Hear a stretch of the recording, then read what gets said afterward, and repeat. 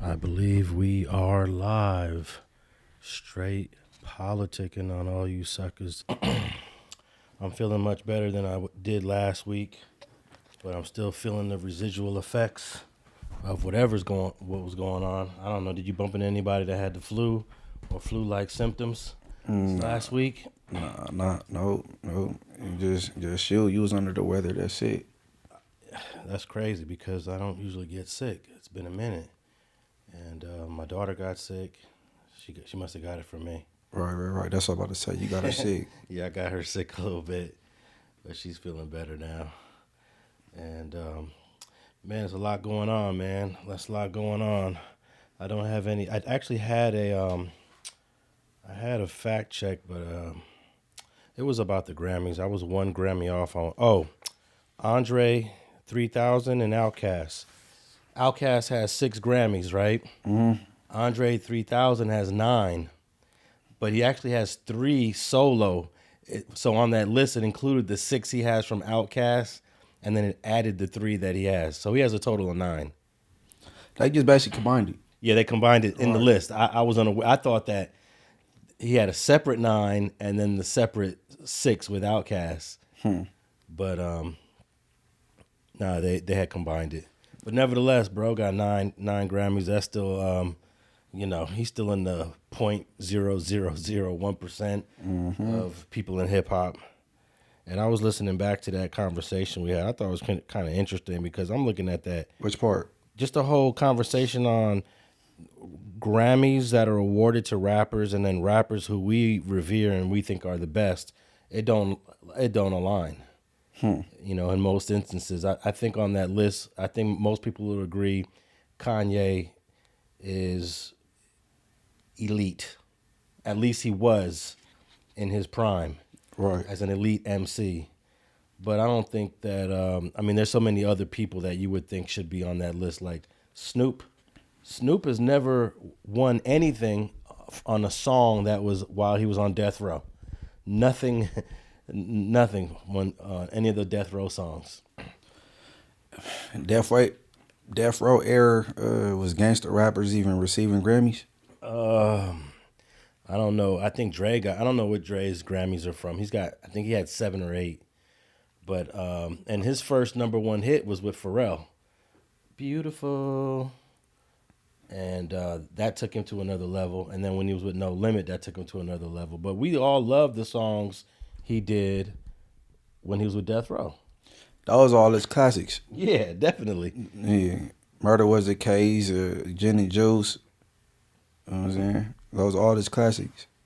So there's been a lot of MCs that have been overlooked by the Grammys, by the those that are in power that make those decisions. So I mean, not that I saw, we didn't go through the entire list, but Left Eye Lopez from TLC, she got a Grammy or 2. Yeah, I want to know, did Dr. Dre Grammy come within that Death Row era or after?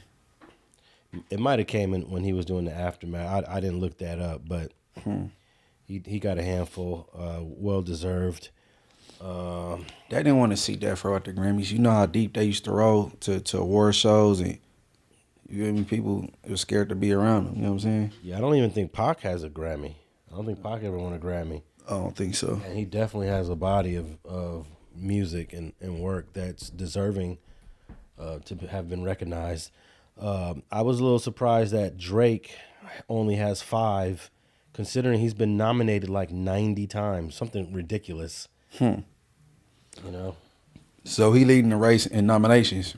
Well, they all got a lot of nominations. I think Kendrick has the least out of Jay-Z, Kendrick, and Drake. And J. Cole has, I think, only 1 or 2 Grammys. And bro's been doing this thing for quite a while. I'm sure he's deserving of more than just 1 or 2 out of the other people that are on the list. Oh, well, he just dropped, though, so we're going to see what happens next go around then. Yeah, so that was my fact check that Andre, the 9 that he has includes the 6 from Outkast.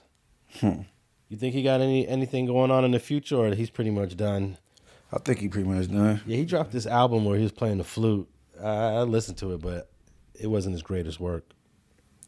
I heard something about it. So what, he just playing the instrument the whole thing? I believe so, and I'm not saying no words.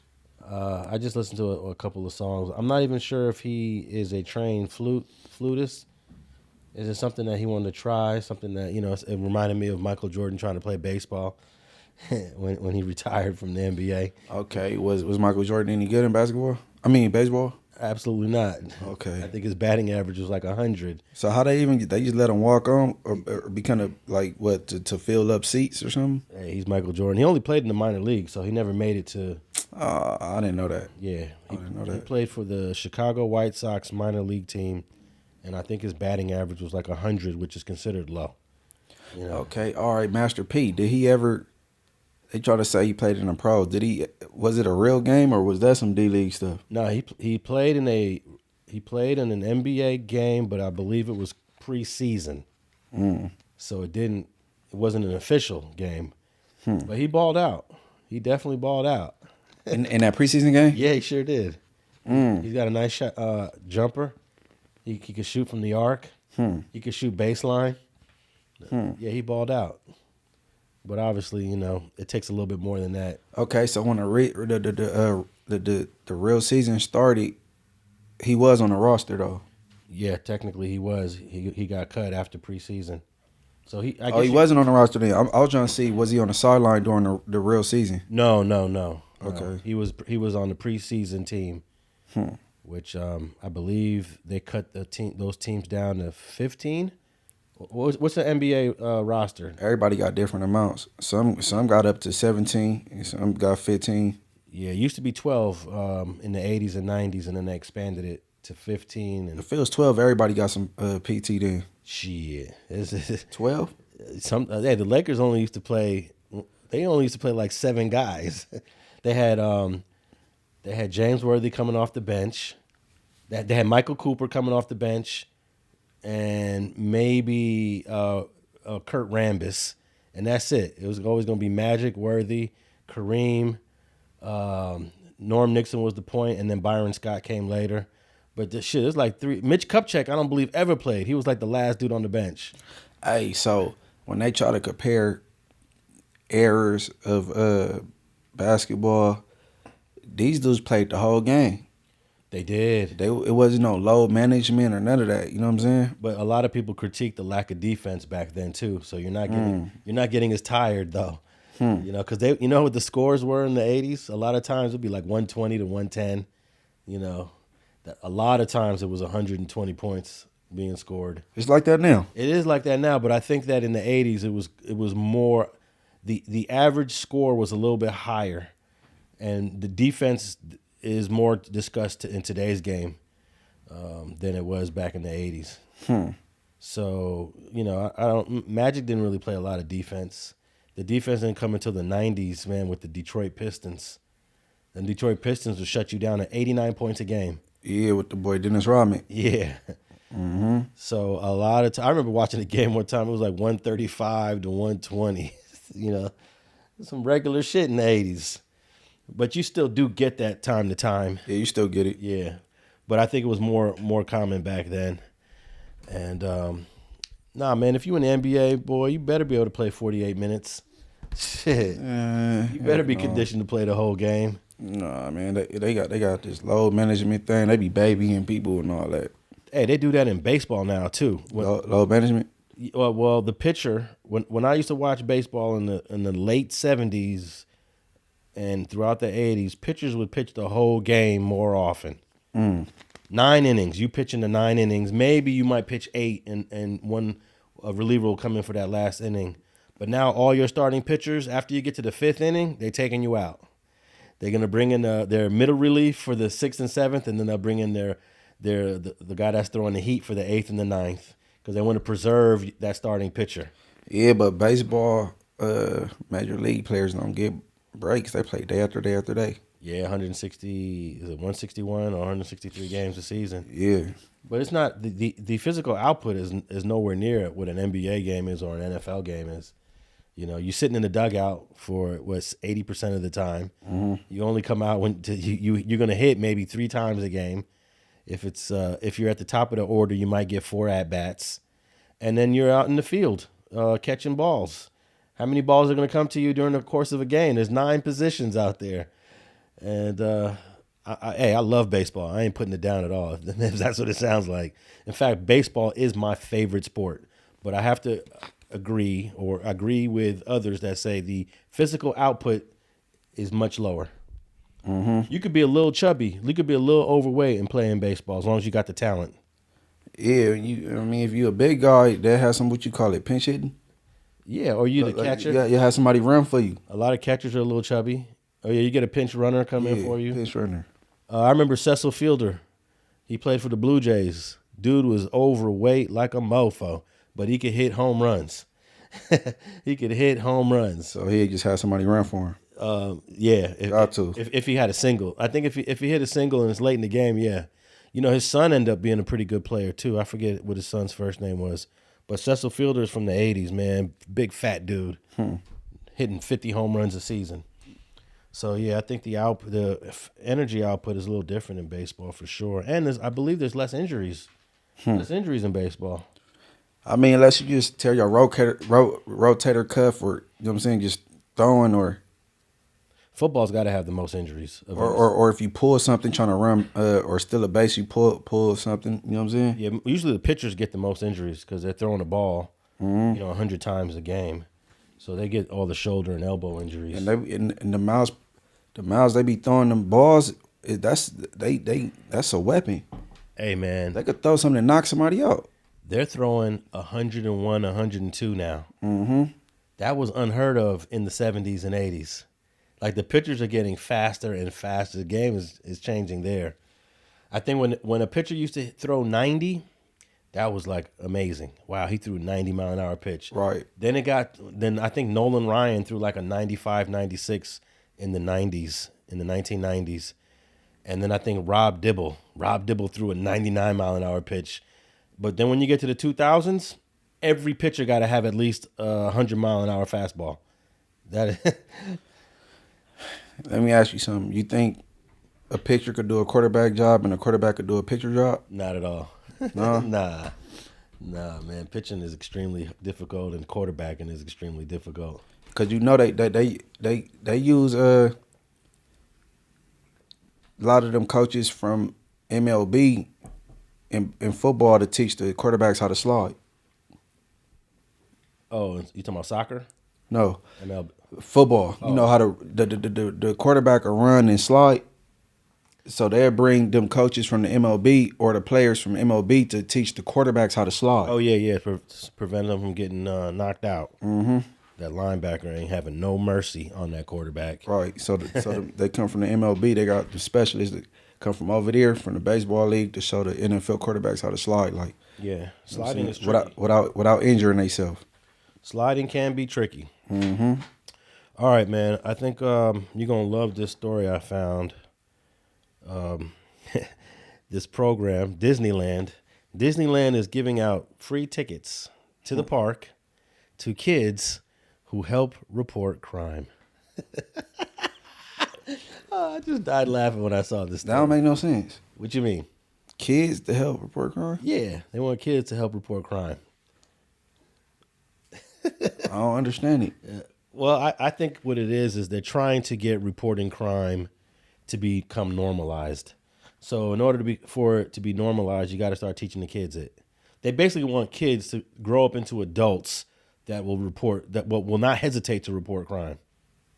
That's what it's all about. Trying to change the culture, because I believe that all segments of American society are against telling. It's not just a gang thing. You know, the gang gets the label of they don't want to cooperate. They never want to provide information, but no one wants to cooperate. No one wants to provide information. Corporations don't want to do it. Police officers don't want to do it. Jobs, employment, places of employment come down on those who snitch on other employees. He took a long break. You start telling them who took long breaks, you're gonna get the backlash. You snitching on people that are taking 10 extra minutes on the break. Nobody likes tellers. So, that sounds like a dumb method, and I wouldn't want my daughter to take part in it. All right, let me play this clip, and then I'll get your reaction to it. All right. Harbor Gateway and Gardena leaders are now calling on their youngest citizens to help report crime around their neighborhoods. It's a new 30-day challenge that kicks off on Valentine's Day. The incentive, free tickets to Disneyland. Fox 11's Haley Winslow has those details. Homeless encampments, illegal dumping, graffiti, and crime. Some of the many problems plaguing Harbor Gateway and Gardena. The kids told us at a meeting that the things they were most concerned about, which sparked an idea, a 30-day challenge for kids. Whoever reports the most illegal activity wins a $50 gift card and tickets to Disneyland. We're just doing like a project. Sixth graders at Environmental Charter Middle School are first on deck, setting the stage for the pilot program that will rotate schools around here each month. And they're already on a mission to make their community better. I want to deal with all the vandalism. I want to like work on how to fix that and how to prevent injuries about the potholes and broken cement. I like researching a lot, so with this challenge, I get to learn a lot more about problems that are happening all around. Kids can report the illegal activity on one of two apps, depending on the location. The City of LA's My LA 311 or similar Gardena Direct. you just simply press big icon. They are the superheroes, and they don't have to wait. They'll get the value of having done something well. And the muscle and the body remembers that. And over time, you need less incentives. So the same message to the adults, I send the same thing to the kids. A lesson these students are already taking to heart. Even if you're on a walk, bring a bag that you can collect garbage in. The challenge kicks off on Valentine's Day, symbolizing love for your community. And hey, All right, man. So this is a Gardena, Los Angeles combined project where they have apps to provide information. And they want the kids to start doing it, man. That's stupid and baseless. It's stupid. It makes zero sense. Why so? Okay, so I need an example of what they'll be reporting. So if they walking home from school and somebody's tagging on the wall, what would they do? They put hey, somebody tagging right now, or just say what they saw? Yeah, I guess in the app it's going to ask for a description. Who'd you see? Race, clothes, height, and they want kids to start reporting crimes. It didn't seem like most of the kids' answers had to do with crimes. Though. One kid talked about potholes. That got to do with the city. Yeah. One kid did mention vandalism, but I see what they're doing here. They're just trying to create a culture within the city where people want to cooperate because they know that, you know, like parents like mine, my dad was always mind your business. No matter what you saw, you didn't see it. No matter what you witnessed, you don't know. Because it's for your own personal safety. You want a kid to report someone writing on the wall that might be armed, that might be dangerous, and this kid decides he's going to pull out his phone and start doing something and then alert this person. You're putting kids in danger, yeah. Hopefully they're training these kids to say, like, go home first, tap in with your family, your parents, and then provide the information through the app. I don't know, man. I just thought it was funny, man. Yeah, it is funny, and it's a joke. It's a big old joke. No, this is not a joke, though. This is a real thing. Not a literal joke, but Yeah. it's comical. Like, it makes zero sense. But I think this conversation about snitching and cooperating needs to go beyond just the streets. It's not just the streets. It's everyone doesn't want to cooperate. And those that do cooperate in any of these other settings are usually vilified and ostracized, whether it's the person at work or whether it's a Fortune 500 company that's doing things that maybe they shouldn't be doing. And someone decides to be they call it whistleblower. And they got these cute words in different settings. Whistleblower is just a snitch, you know, but it's a cool sounding snitch because you're usually exposing some corruption, you know. which we all want. We all want corruption exposed. It'd be better if you walk home and you see any graffiti on your walls, let us know where's the graffiti tagged at, what street, and then they send the city out to come clean it up so it don't stay on the wall long. That's different. You know what I'm saying? Yeah. Or you see trash, keep a bag in your backpack so you could put the trash in there, you know what I'm saying, keep our streets clean. That's something different. But this, no. Not at all. It sounds very unsafe if you ask me. I think it's always unsafe, even when you got adults doing it, because, you know, there's a handful of adult informants, adult cooperators that have been murdered because they were exposed for cooperating. And the police weren't there to protect them. You know? Hey, when I was in what's that, 4th or 5th grade, they used to have a little DARE program. You familiar with that? Yeah, it's a drug abuse and resistance. Yeah, dare to be different and all that. Like, and I remember the DARE officer. Her name was Officer Comey, and I ended up knowing her outside of school because I played football, and her son played for Inglewood, and we used to play against each other. So I used to see her like at the games and stuff. She was cool, but yeah, I don't know what happened to them little DARE programs, and another one called Great, and yeah, they used to have all that little stuff. She was the DARE officer at our school. But that was just about educating kids on not doing drugs. Was it beyond that? Just saying no. You know what I'm saying? Basically saying no. Yeah, stand away from drugs and the you know, criminal activity.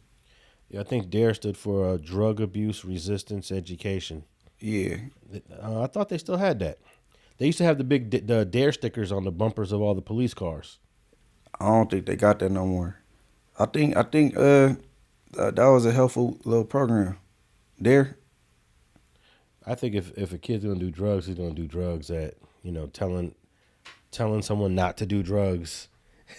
I don't think is the deterrent to not doing drugs. Hey man, honestly, I can't remember what the curriculum was. You know what I'm saying? Mm-hmm. But I know I ended up knowing Officer Coleman outside of school because I used to see her on Saturdays and she was cool. And then I ended up knowing her son. Okay. Yeah, but I don't know about this, man. That they need to come back to the drawing board with that one. About getting the kids to inform? Yeah, that don't make no sense. They want the kids to be whistleblowers, man. Nah, but see, these kids be having their little tablets and their phones. They might be writing graffiti on the wall and the kid trying to take a picture. Nah, we don't want to mix your kids up in that. You gotta let the police and adult civilians do that. No doubt. And what's crazy is using the incentive of getting Disneyland tickets. I'll buy that. I'll get them tickets for my daughter. To lure kids in is insane. Yeah, that's crazy. It's crazy. So, all right, man. So, yeah, they had this big old shooting right around the corner of the Marathon store in Long Beach during their, I guess they were opening up their second location. Third. Oh, they got one in Venice. Melrose, Venice, now downtown Long Beach. Yeah, and unfortunately, was it 3 people shot, 1 dead? Mm-hmm. And this happened, it didn't happen in front of the Marathon store. It didn't happen on the same... Near. Very, very close, we'll right. say. And I guess there's... people are trying to say it had nothing to do with the Marathon store, but I'm not buying that. You know, the Marathon store opening just brought out a whole bunch of people. And sometimes you get a whole bunch of people together, things are going to happen. Let me play this one clip.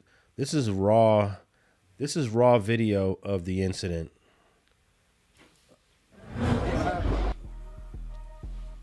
And that's the point where the shots were fired.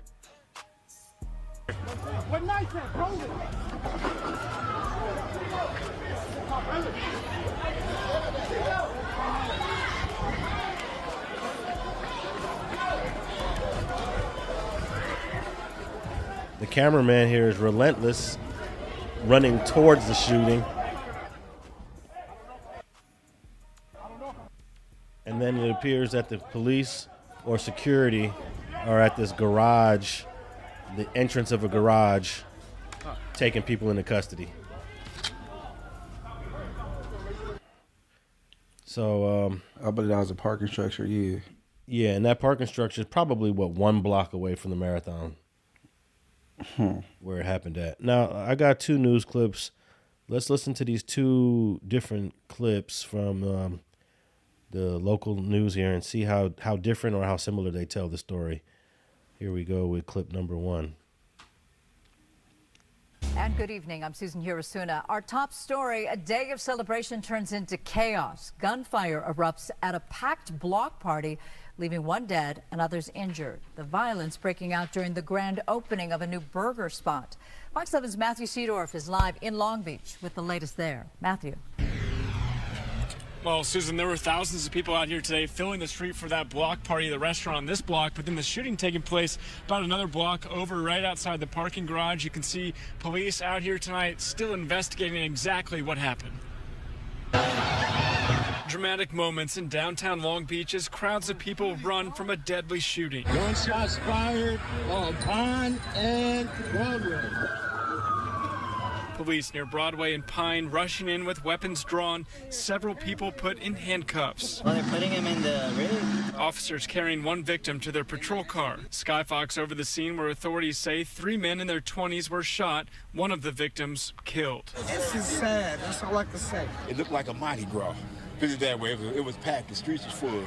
I mean, the vibe was good. Everybody was vibing. It was pretty cool, you know, and till one knucklehead. Before the shooting, a massive crowd filling the street for a block party in the grand opening of Marthon Burger. It wasn't related to the restaurant at all. We have full security team. We have police, street closure, people eating ice cream and playing basketball games. So far, no suspects taken into police custody.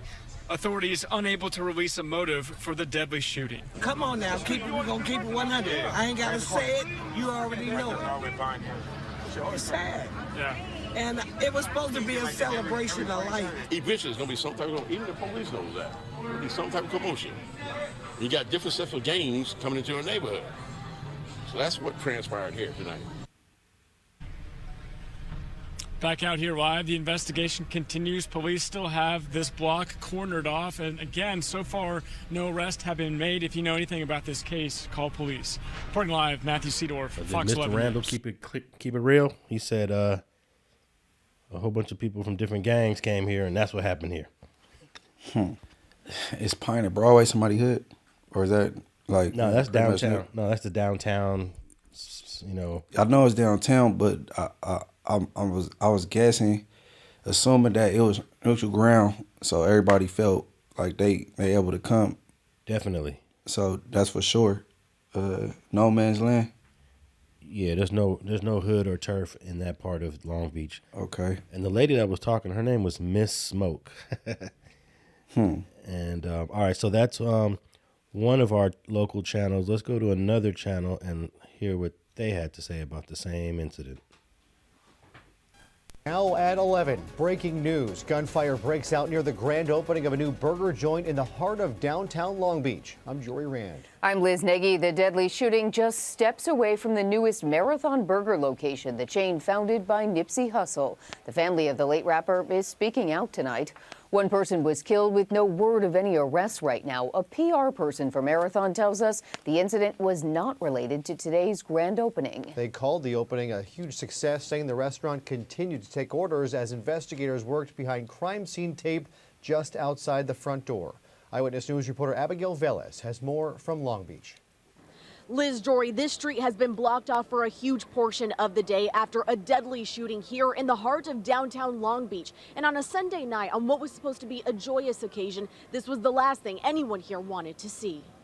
Somebody said, well, they're fighting outside, but it looked like it was, you know, a real, whatever was going on, it was really serious. It was panic on Pine Avenue on Sunday as the sound of gunfire sent people running during what was meant to be a celebration.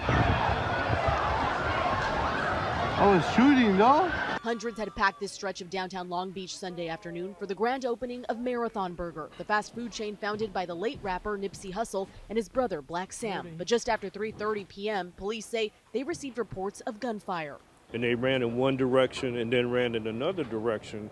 And then somebody said that they heard gunshots. The shooting happened about a half block south of the event on Broadway near Pine, just outside the perimeter that had been blocked off for the celebration. Nipsey Hussle's relatives speaking with Eyewitness News. It was disappointing because I know that Nip, Sam, Blacc Sam wanted this to be a happy occasion. So it's unfortunate that something happened that would bring more attention to the negative elements as opposed to positive elements. 3 men were shot and taken to a local hospital where one victim later died. The other 2 remain in stable condition. That's devastating.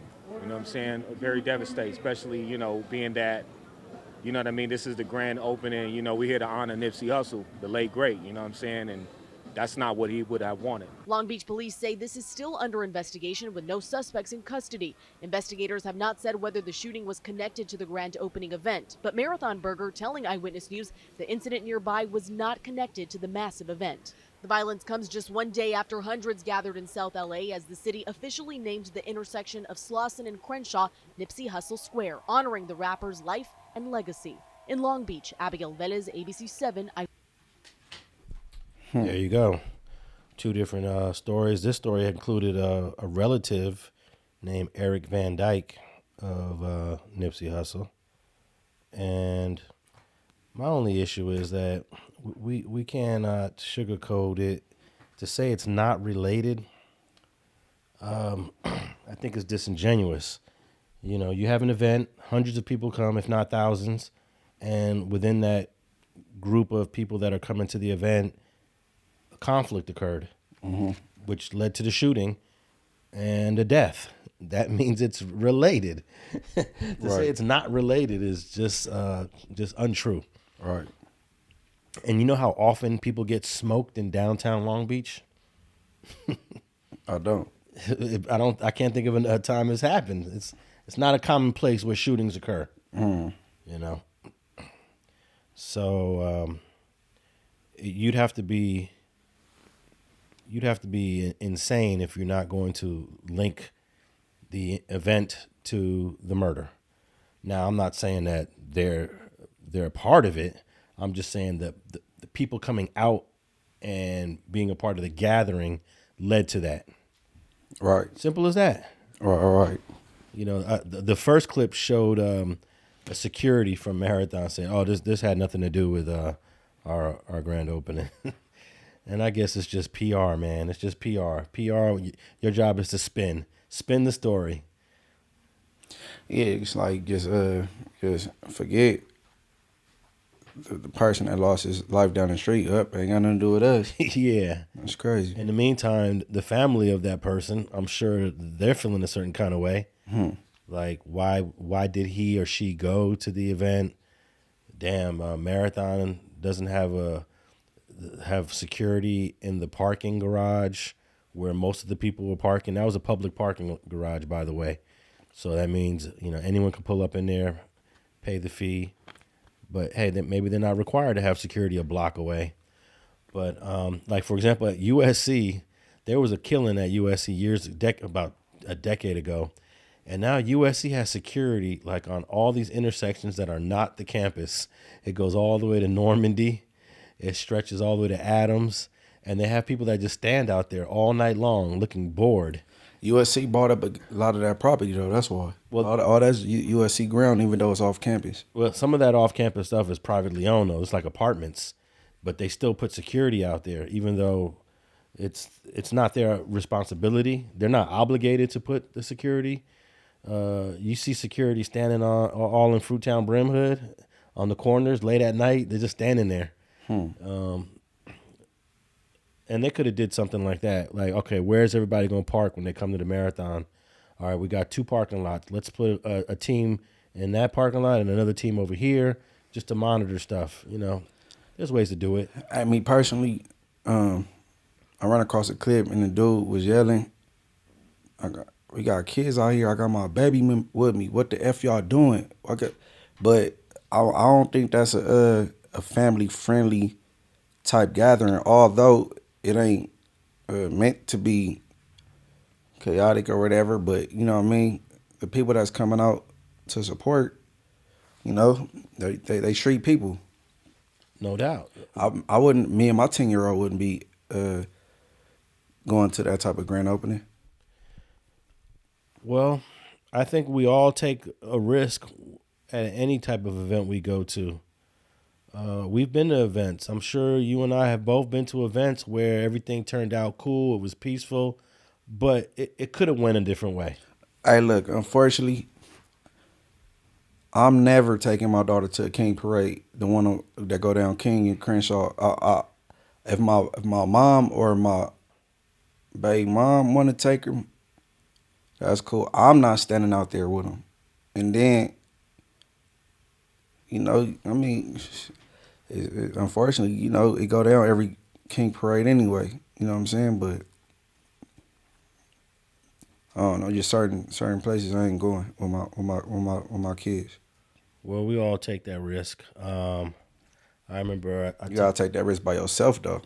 I've taken my kids to the local park, where the park has a history of drama, but just because it was some drama in the past, don't mean we can't go to the park on this day and play basketball. I'm talking about an event.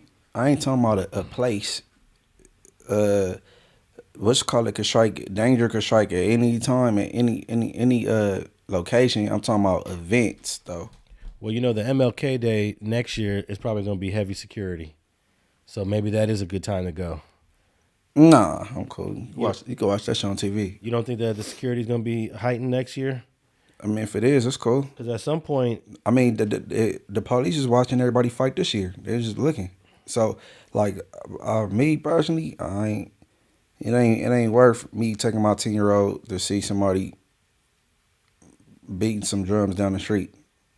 I think they need to go on a hiatus and just stop the King Parade for some years, honestly, and then bring it back. No, for real, because people not using the day to you know what I'm saying, pay homage and celebrate King's birthday. They using it to you know, and another instance where I understand but I don't agree. You know what I mean? But you know, that's just me being older now, because I used to do the same thing they doing. So would you go to I guess you would never go to a marathon opening, but let's say it's let's say your boy 211, he's open because he's a businessman. He does type, you know, he might open up something one day. I think he did talk about a restaurant at some point. He has a big old opening. You know, there's a lot of street people gonna come to that too. You pulling up to that? A hypothetical opening for his restaurant? I would see what I was saying. Marathon, grand openings, MLK parades, and things like that. I'm not coming with my kids. Yeah. And this dude was on the video yelling like, "Kids out here." You know what I'm saying? There were kids. I don't think that's a kid-friendly environment. Well, it should be though. Right. It should be. I mean, they're selling burgers, fries, and shakes. It should be. Right. Right, but see, nah, I ain't talking about me. I'm talking about me plus one. Me and my 10-year-old, or my, you know what I'm saying? My other daughter are adult now, but, you know. Yeah, I didn't even know that they renamed that intersection the day before. They've been talking about that ever since he passed in 2019. I thought they forgot all about that.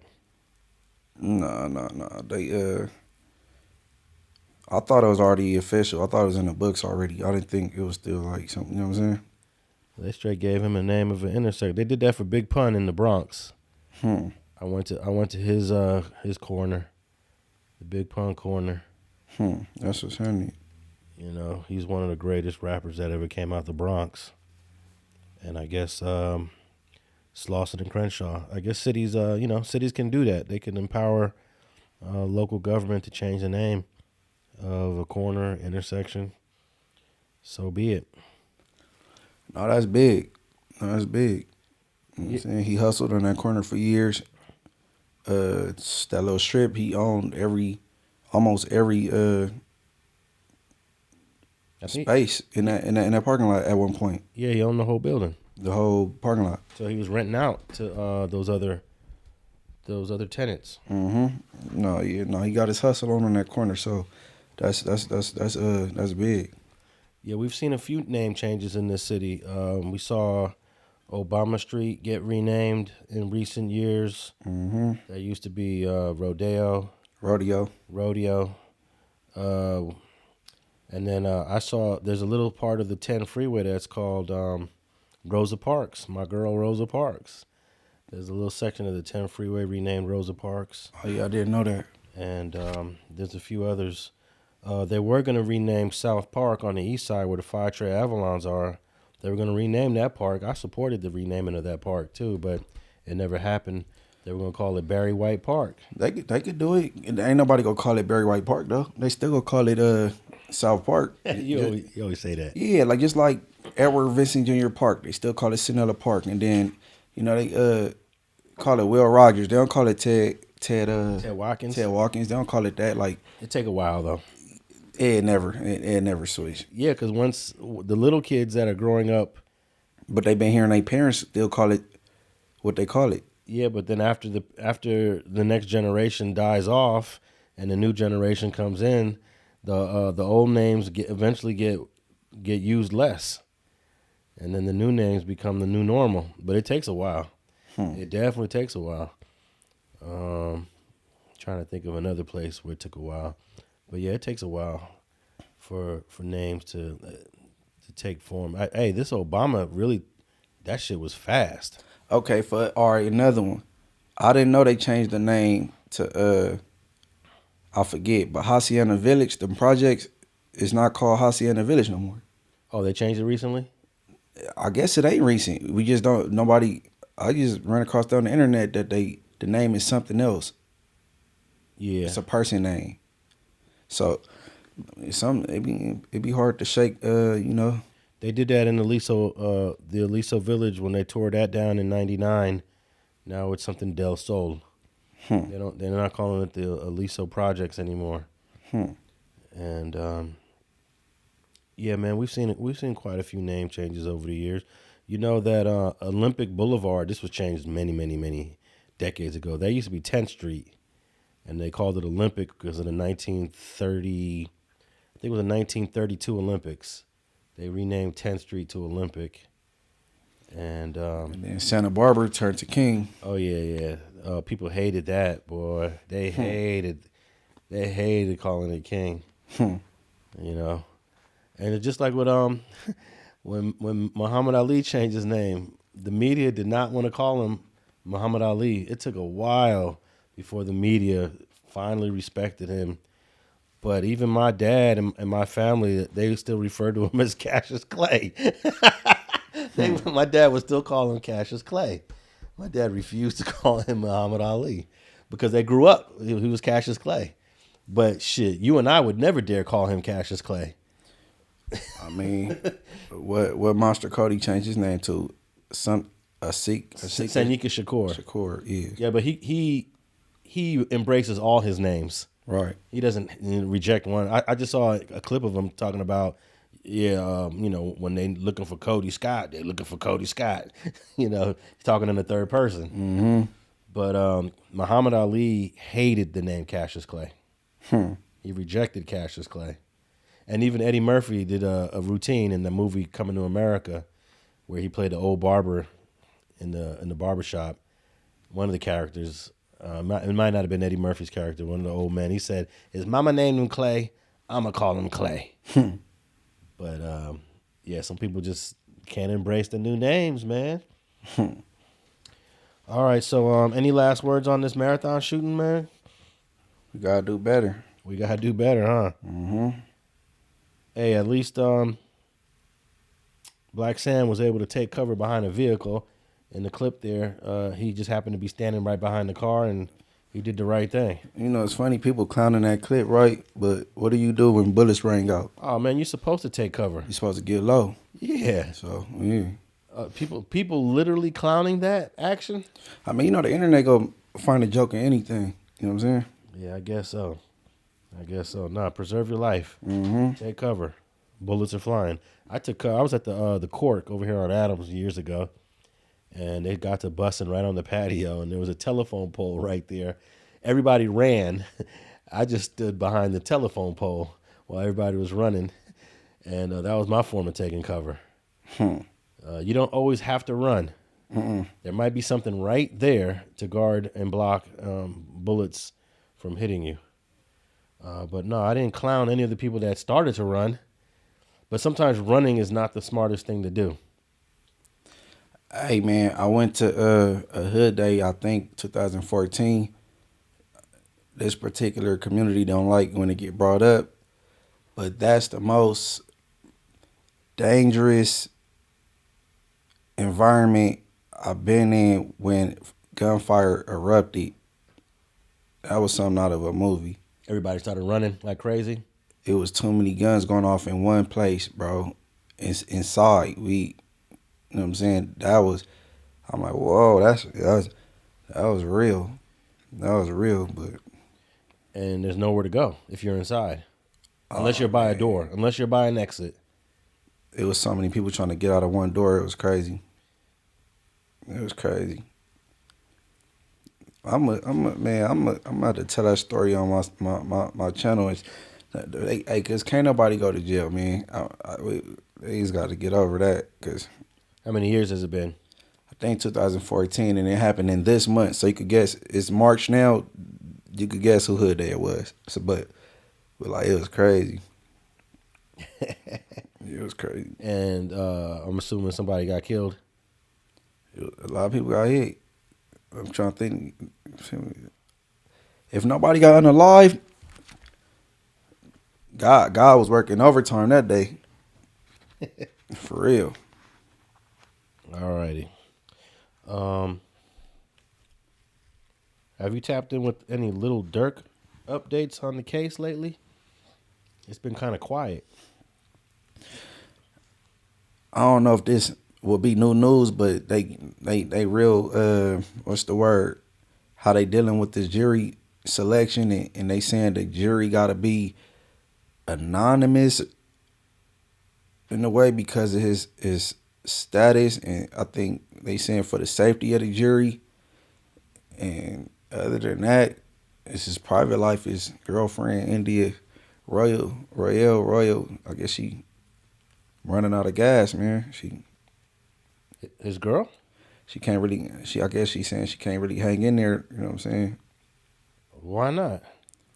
Because he facing the rest of his life in jail. She got to live hers. Well, wait till the case is finished. You know? People are counting them out already. And I got this clip from the labor lawyer. He's known as, not the labor lawyer, the lawyer for workers. Mm-hmm. Lawyer for workers. He's always putting updates to various cases. I remember this guy was there for the Tory Lanez trial. But he went to the latest Lil Durk case, and I got two clips off of his Instagram page I want to play. Here's clip number 1. Lil Durk update. The trial has been pushed to August 2026. If you listen to the noise, all you're going to hear is Durk is cooked. Nobody's there for Durk. Motion denied. But that's just the noise. The fact of the matter is his trial team has won a number of points in this case. The indictments, there's been 3 indictments, and each time the allegations against Durk have thinned out. Some of the evidence that they wanted to use has actually been withdrawn so that the judge didn't have to exclude it. I'm going to take you through it piece by piece. I'll leave the best parts for the end. First, when they charged Durk, the main allegation about him rapping in his lyrics was this lyric about him going, told me they got an addy, got location, green light, seen your son on the news screaming, no, no. Told me they got an addy, go, got location, go, green light, go, go, go. Look on the news and see your son, you screaming, no, no. Okay, that lyric, if you play that lyric, then you play the video of Quando next to the murdered victim, no, no, you would have won major points with the jury. That lyric's not in the indictment anymore because Finling showed that those lyrics were written well before the murder. Couple more points. When they bought this case, they said the conspiracy started in August 2022. That's when Durk arranged to get these rentals, these flights. That's when he made arrangements for the bounty. Then they switched that and they said, actually, the conspiracy started back when Von died in November 2020. And they had to do that because they needed to bring in more lyrics. They needed to bring in Instagram comments and the podcast comments to build that whole story because it wasn't enough to just show him paying shooters and show him renting cars. Maybe they're not going to be able to show all that. Let's extend it back. Let's give the jury a bigger story. They withdrew evidence of a 2022 incident in Chicago, which appears to have been them wanting to show that, hey, look, another time in Chicago back in 2022, he paid for people to go do violence. Well, they took that off the table and they said, hey, we're not going to talk about any of that. And here's the big one. When they charged Durk, they said in the indictment about the bounty that at the direction of defendant Durk Banks, defendant Wilson, that's OTF Dede, would pay the bounty or monetary reward to the shooters. That's gone. We know OTF Dede Wilson is going to trial. So their main allegation on the bounty that Durk told Dede to pay the shooters is gone, and they're pivoting to another way to prove the bounty. What did they pivot to? They say the consideration, the thing Durk promised for the murder, was lucrative music opportunities with OTF, putting people in videos. That's their theory of the bounty payment. That is where you make your defense. The murder for hire statute requires quid pro quo. The murder has to be committed in exchange for something of economic value, not an after-the-fact gift, not something that you would have just happened anyway, not something you do normally as part of your business, an actual contract. Okay, and if all the government can do is point out that the shooters were in the music videos after the fact, a jury has a real question to answer about that was a murder contract or just some other part of a relationship between a lot of people who were connected in a lot of ways. Okay, so hey man, that's part one. Hey, he eating. Okay, I like how he laid that out. Yeah, the lyrics are really interesting because it made me think of the D4 David thing, because he's got lyrics that are consistent with this girl, Celeste Rivas, being found dead in his trunk. But we talked about this before, Munchie. That song is like 2 or 3 years old, you know, just as this attorney pointed out, these lyrics that they want to use are way before the murder. The only difference is the lyrics with the David song, that could have been a fantasy on how he want to take somebody out, versus Durk. You can't guess what Quando Rondo would have said when his relative got unalive. Impossible. Right, so. Yeah, and then also I think the other main point is the murder for hire has to be a tangible, the government has to prove that a tangible, valuable exchange was made to commit the murders, and I guess they're struggling to do that at this point in time. So now they're just going to say, oh, he's promising to give them music opportunities. And that's regular. To be in somebody's music video is not no, it's not. It's regular. You in all your homies' videos. It's called supporting. Yeah, can you imagine like all the misinformation though that the government is going to try to throw at a jury during this Durk trial, if that's the way it's going? And that's why that's where the gang expert come in at. You know, in gang culture, murder for hire, no, that they do that for the free, for respect and retaliation, I guess, but not for monetary gain. So, all right, I got part two of this same attorney, and he goes by Lawyer for Workers. Check him out, part two. Here we go. Interestingly, at the same time that the government pivoted from saying Dede paid the shooters to saying, hey, it was putting people in music videos, they also added a fallback charge. So when they bought the case, the original indictment, there was no stalking charge. In the second superseding indictment against Durk, they added a stalking charge. And the stalking charge is important because it doesn't require any contract. No quid pro quo, no bounty, no payment theory. You can add that charge and simply prove that, hey, he was telling people to go do this. He didn't necessarily pay them to go do a murder, but he was telling them to go follow that guy. He was telling them to go stalk that guy. And a jury can look at it and say, a lot like in the Dede case, that, hey, not exactly sure here. Very, very, very, very suspicious individual over here. I'm going to go ahead and hit him with the lesser charge. And so, when the government puts in that fallback charge later in the case, that tells you that they're not 100% sure on their theory, that they acknowledge that, hey, we need to have a fallback here. keep an eye out for a couple things. One, the motion for an anonymous jury is still hanging out there. That means that the jurors go in there and their identities and names and addresses are not revealed. If that motion gets granted, it's going to change the complexion of this case significantly, because if you're a juror and you go in there and the judge tells you, hey, we're going to keep everything confidential and your identity secret because this is a dangerous case, well, you might rule a certain way based on hearing that information. The other thing to keep an eye out for, not all of the lyrics have been ruled on. A lot of the lyrics, especially those lyrics that have to do with bounties, the judge said, hey, when we get to closer to trial and I see how the government is going to try to prove a bounty, that's when I'll decide whether these lyrics about bounties are relevant. One thing to keep it a buck, and just to not sugarcoat it, the lyrics that Durk has out there about slide for Vaughn, got it back in blood, you just don't know that's how it's supposed to be. The podcast comments about, I just don't be hearing those comments anymore about sliding for Vaughn. They be on my page like slide for Vaughn, I know they trolling me. All that stuff is in. All that stuff is incredibly damaging to Durk.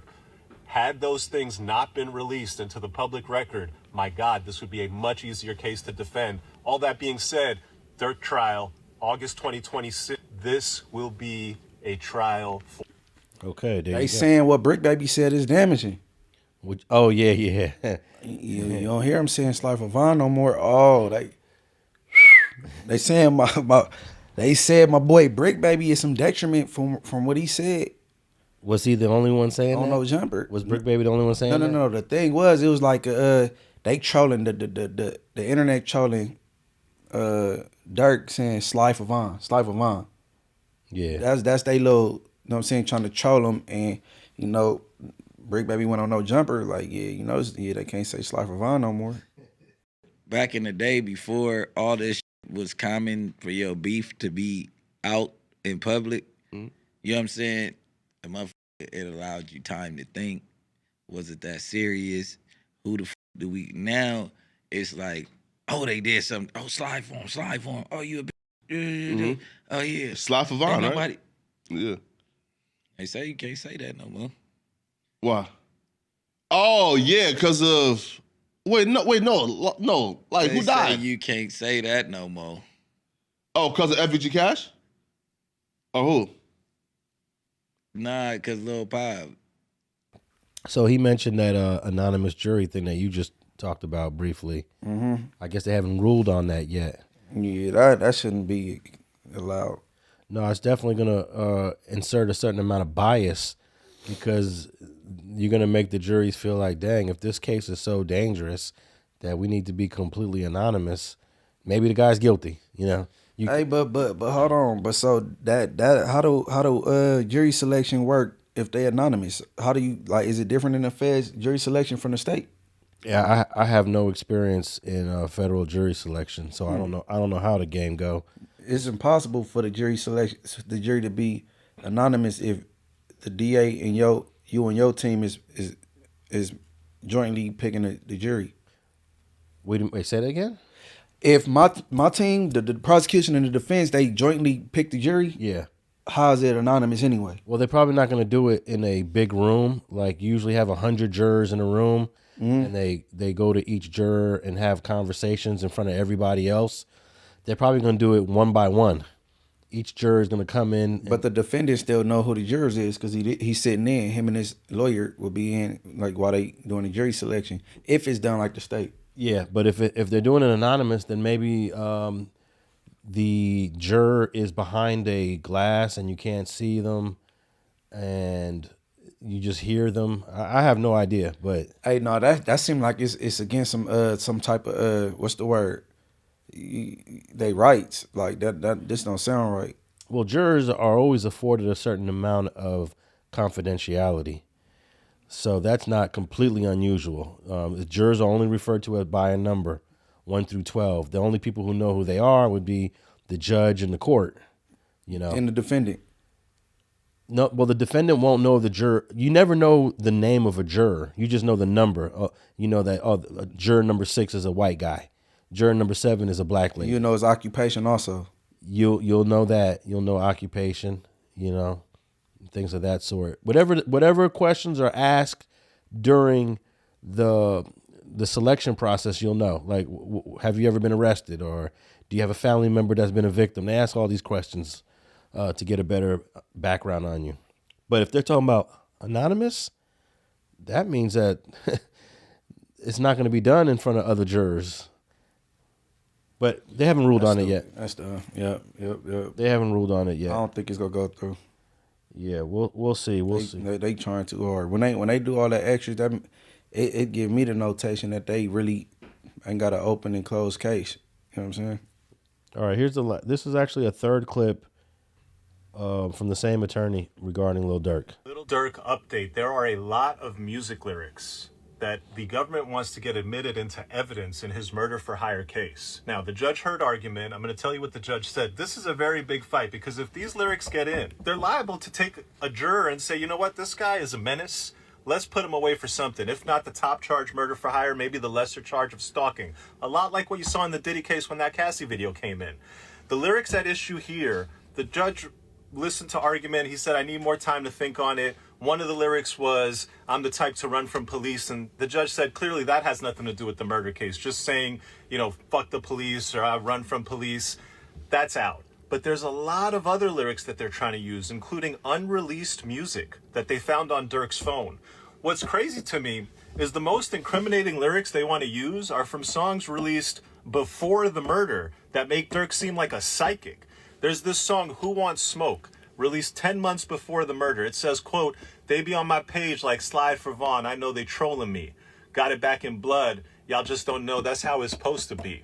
Government says this proves motive. But really, if a jury hears that, this sounds like an admission. But an admission made 10 months before the murder. This is not Minority Report. Song Rumors with Gucci Mane dropped 7 months before the murder. They want the lyric, quote, I don't want no N-word who you catch. I want the one I paid for. I don't want no niggas who you catch. I want the one I paid for. Okay, so under the government's theory, they want to play that lyric. They say it shows that he puts bounties. It shows that he was rapping about paying a shooter and the shooter hit the wrong guy 7 months before it happened, like he's some type of psychic, and he wrote that lyric knowing his shooter that he's going to put the bounty up on is going to hit the wrong guy. It would be crazy to let this stuff in. Durk put out so much music and talks about nothing but shooting and the streets and get back and I'm this and I'm that. You could probably find a lyric to fit every single possibility of how a murder for hire plays out in the streets of Los Angeles. In other words... All right, so you got the point there. Lyrics is definitely going to be a big thing. He might want to hire him. Well, he's an attorney, so... Yeah, you might want to hire him, put him on a team. This guy? Yeah. No, hell yeah. He's not a criminal defense attorney. He need to be on the team at least, though. Well, he got a great attorney already. That they're going through all the lyrics, and unfortunately, the law against using lyrics against you in a trial is a California state law that Gavin Newsom signed a couple years ago, where lyrics cannot be used against you unless it's specifically. There's exceptions. If it's specific to the crime, then it can be used against you. But these type of lyrics that this attorney is talking about would most likely not be used in a state case here in California because is it specific? It seems vague. I mean, it's pre-existing the act though. Like, but you can't guess the things he rapping. You can't guess it. It go that way. So yeah, but how you guess they hit the wrong person? The cousin instead of Rondo, and like you just can't guess that. Yeah, that's true. All right, well, we'll see what goes on. August 2026, your boy Lil Durk will be going on trial if everything stays on course. All right, man. Last thing I wanted to mention is that Big U got superseding second indictment. I didn't get a chance to read it all, but it's been covered. It's been covered by a couple of media outlets, and it's not looking good. It is not looking good because there is a host of informants and CWs and CHSs, confidential human sources. And let me just read a little bit from the Source magazine covered this indictment. Let me see here. Okay, here we go. Big U faces expanded federal charges as new indictment details alleged threats and intimidation. Federal prosecutors have widened the scope of their case against Big U, filing a superseding indictment that adds a series of new overt acts, including allegations that he threatened to kill the late Nipsey Hussle in intercepted phone calls years after the rapper's 2019 death. To be clear, the federal government is not accusing Big U of involvement in Nipsey's murder outside the Marthon clothing store. That case has been prosecuted in state court where Eric Holder was convicted of first-degree murder. The new federal filing instead focuses on what prosecutors describe as a broader racketeering pattern built on intimidation, violence, and control. According to Deputy Attorney Todd Blanche, federal authorities cite intercepted phone calls from late 2022 and early 2023 in which Henley allegedly made threatening statements about Nipsey Hussle and others. In one call from December 2022, prosecutors say Big U said he was bigger than the deceased rapper, claimed he disciplined Nipsey Hussle, and described himself as bigger than any other Rollin' 60 Crip. And that's pretty much the sum of this. That didn't sound too bad. I think everybody know about the physical thing. I never heard stories about it. Yeah. So I mean, in 2011, when we talk about the biggest, we talk about what that. And you think of Rollin' 60s, you do think of Big U. I mean, I don't get it. Yeah, and there's nothing wrong with thinking you the biggest of anything. And then the gang culture, when you know what I'm saying, like say something is done, it's not accepted. I mean, it's disciplinary action, physical, y'all fist the cuffs. So I mean, I don't get the big deal with that. It says here that he has presented himself as a mentor, youth advocate. The government's superseding indictment seeks to contrast that with the public image with that prosecutors describe as private boasts of violence and enforcement. Let's see. This case now heads towards what is expected to be a closely watched federal trial, with the new allegations likely to become central. Among the newly added overt acts, prosecutors allege Henley discussed disciplining another Rollin' 60s member identified as OG Crip Cuz, claiming he had beaten for perceived disrespect and warning that he could have ordered a killing instead. So it's just a bunch of more information that they acquired, most likely through these confidential human sources. And I wanted to read, I found this 90-page document, which is part of the discovery in Big U's case. This document is more specific towards Bear Claw, but I noticed on about halfway through it, they get to talking about phone calls that have been recorded, and Wack100's name comes up here. I'll read from a paragraph called Witness Interviews and Arrests. Interviews have been conducted. This is the federal government's filing. Interviews have been conducted during the investigation that have been effective in gathering information about Henley's involvement in the homicide. This is about Rayshawn Williams that was killed in Vegas. Mm-hmm. They have also been effective in gathering information related to Henley's collection of extortion payments. Some of the interviews have also led to the recruitment of a few and aforementioned confidential sources who have been used during this case. However, as described above, these confidential sources have taken this investigation as far as it can go, and short of meeting its prosecutorial goals and objectives. Additionally, in my conversations with CHS-1 and CHS-2, I have learned that Henley associates with a tight-knit circle of people who have known each other for decades. Continued interviews with court-authorized interception of the target location could unnecessarily alert the targeted communicators to the interest of law enforcement in their illegal activity. Now, here's the paragraph that gets more interesting. The interviews would also have the effect of alerting the targeted communicators and others, therefore compromising the investigation and resulting in the possible destruction or concealment of documents and other evidence. Additionally, if the targeted communicators are alerted of the government's investigation, they may flee in order to avoid prosecution. For example, in late July 2022, the FBI Houston Division conducted a telephone interview with Cash Jones, aka Wack100, about his interactions with a subject of their investigation. The FBI Houston Division believes Cash Jones recorded the interview because the entirety of the interview was posted to YouTube the following day. Based on my training and experience and knowledge of the investigation, I believe the interviews of associates of the targeted communicators will not stay private and alert them from the task force investigation of the Big U enterprise. And that just stood out to me because it just lets us know, Munchie, that the feds is listening to YouTube. They're listening to Wack100.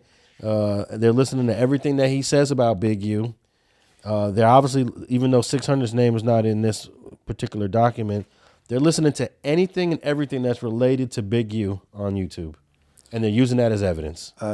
Well, it sounds like they got something brewing for the Prince family, J-Prince and them, because that recorded call is regarding J-Prince.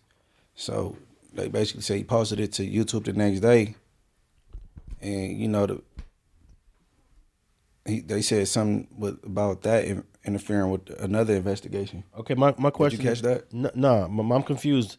How is the Houston FBI interested in a call that Wack100 recorded tied into Big U? They saying that it will alert them. You know what I'm saying? Okay. Like look, if you read it, I'll point it out. Yeah, you're right. It would alert them that the feds are investigating. Right. So that call didn't have nothing to do with Big U. They're using it as an example, right, of trying to not let the people alerted that the feds are paying attention. Right, your investigation to be through all off. But it says here though that the FBI actually conducted a phone interview with Cash Jones about his interactions with the subject of their investigation. So are you saying the subject of their investigation is the Prince family? Yeah, some J-Prince. Oh, okay. So that's down the line then. That's something else that we don't really have information on. That's what I'm saying. They got something brewing for the Prince family. You know what I'm saying? That's a trip, man. You know, they investigating Big U, but they noticing over here while they investigating Big U, this dude is recording federal agents' conversations and posting it to YouTube. You know what I'm saying? Yeah. So, yeah. Well, I'm going to put a link to this document. This is a 90-page federal filing. It talks a whole lot about the number of confidential sources. I believe in this particular document, they've labeled at least 6 or 7 CHSs, confidential human sources. And should I read the lastly? Let me read one more thing. Confidential human source number 3. Let's read what confidential human source number 3 had to say to the feds. Confidential human source 3 has received parole benefits and monetary compensation for, they say his or her. I'm just going to say his, but they have his or her to not let us know if this is a male or female. Mm-hmm. But for his assistance with another FBI investigation. CHS-3 has also received monetary compensation for his assistance with the FBI's investigation into the 60s. CHS-3 has a criminal history that includes stalking, possession of controlled substances for sale, and domestic violence. CHS-3 has also provided information to the California Department of Corrections and the Riverside Police Department. I have discussed the reliability of CHS-3 with the handling agents and officers from each and other law enforcement agency. Through these discussions, I have learned of no instance where the information provided by CHS-3 to other law enforcement agencies has been false or misleading. CHS-3 information has been corroborated by other confidential sources, physical surveillance, and through controlled drug purchases and consensually recorded conversations and phone calls. CHS-3's information has never been found to be false or misleading. So each CHS-3 has a lot of information described about them in this document, and that's just CHS-3 for anybody who wants to take a guess who that might be. Riverside PD and domestic violence history. Everybody thinking the same person. All right, man. Munchie B, the mayor. Mm-hmm. Where can they tap in with you at? Morals Over Money TV. Go everybody. Like, hype, and subscribe over there. Like, hype, and subscribe if you're on the mobile. If you want to listen to this episode, Apple, Spotify, iHeart is where straight politicking can be found. I also got episodes of California Tier Talk that are on the same platforms if you want to tap in with people who are telling their stories from prison. And clips of this episode will be found on the StreetTV YouTube platform. We out.